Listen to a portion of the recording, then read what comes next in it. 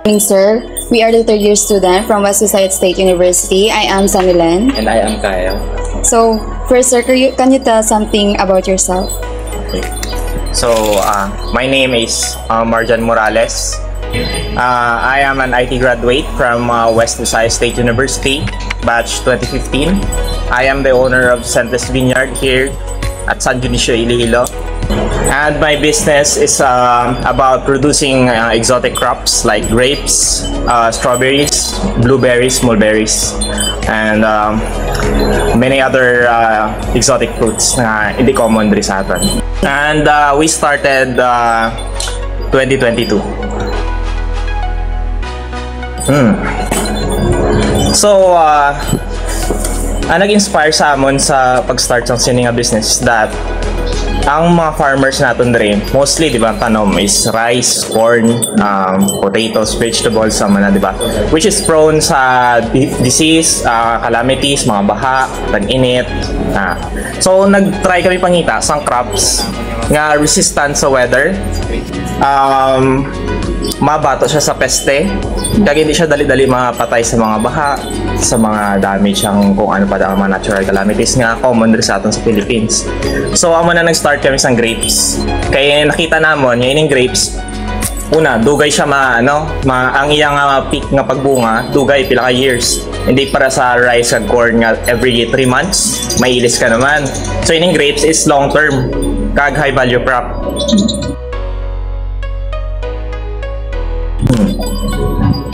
But challenges would be kayang grapes diri sa aton hindi siya common nga tanom. So limited katama ang knowledge sa pagtanom, ang method sa paggrow sini, ang pag-maintenance.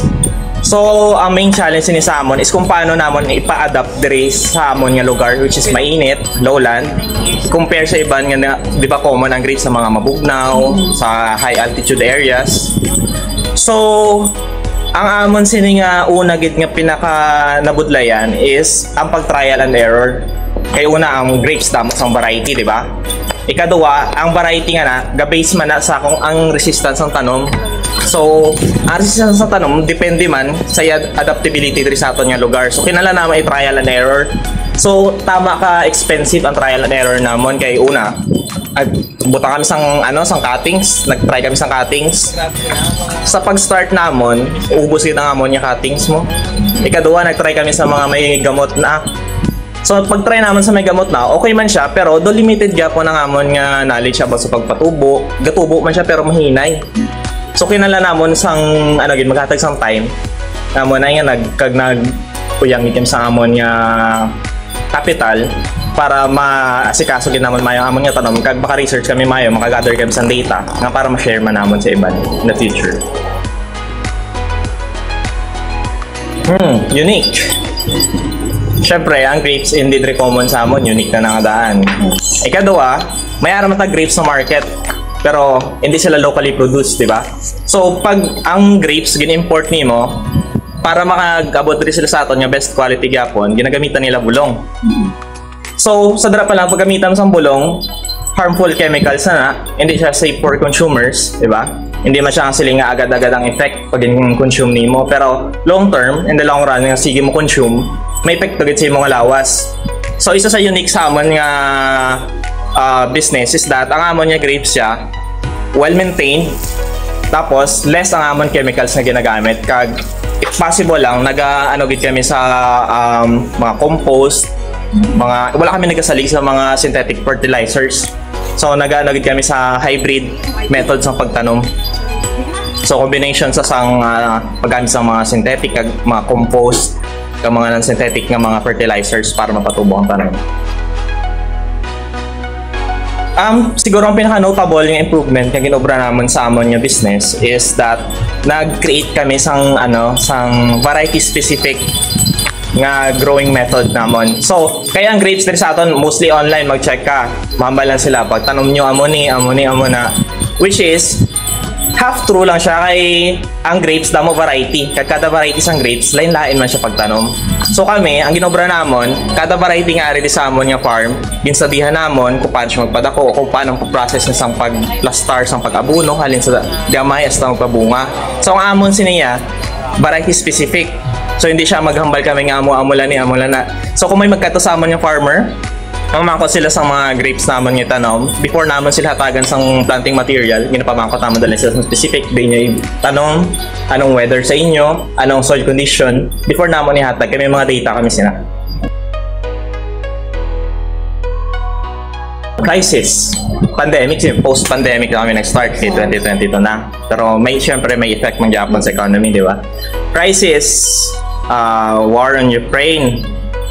Siguro sa dara, ang effect niya, di ba, is nagmahal ang mga materials natin, di ba? Nag-reduce ang sang fuel.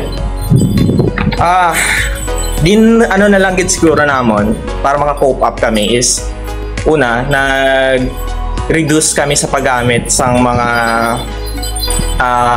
equipments nga naga-consume sa fuel. So sa time nga mahal ang mga materials kay mga fuel, bali focus na kami dahil sa manual nga pag-asikaso sa amon yung farm, like pag weeding wala kami masyado gagamit sa gasoline, mano-mano kami bugnot. Kung may mga kinala kami deliver, ginatipo namon dana yung orders bago kami para makatipid.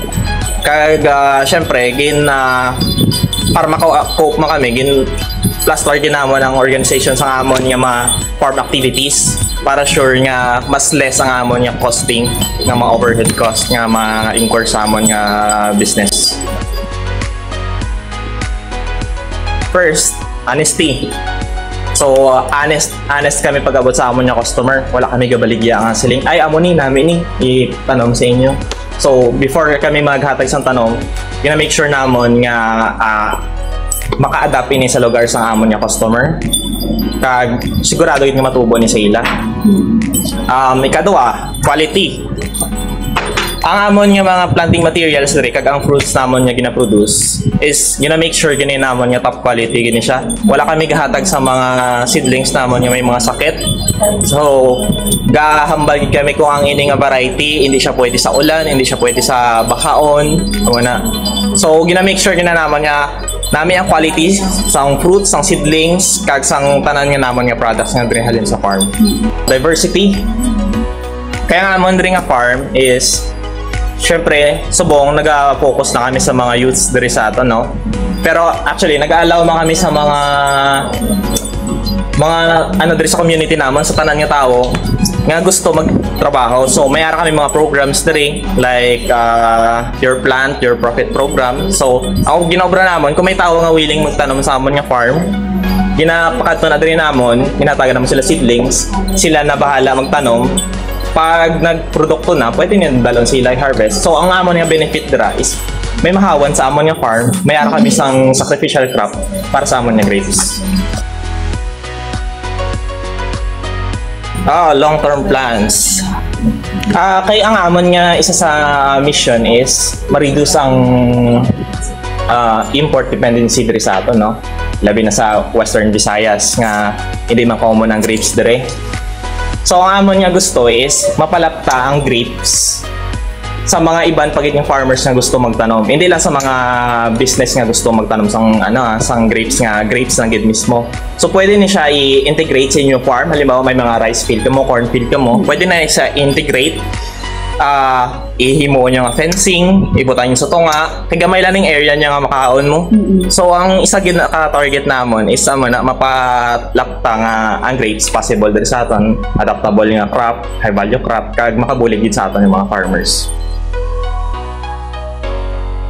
Sa mga young entrepreneurs nato, no, nga gusto mag-start, una, hindi ka mag-hadlock, mag-take risk.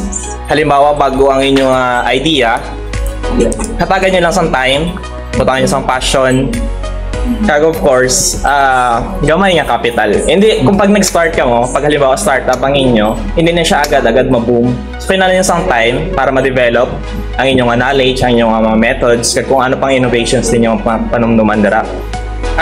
Don't be afraid to start small. Kaya tanan, umpisa gina sa gamay, no?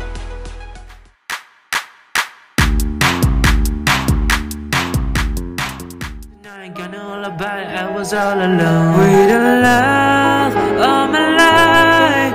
She's got glitter for skin, my pretty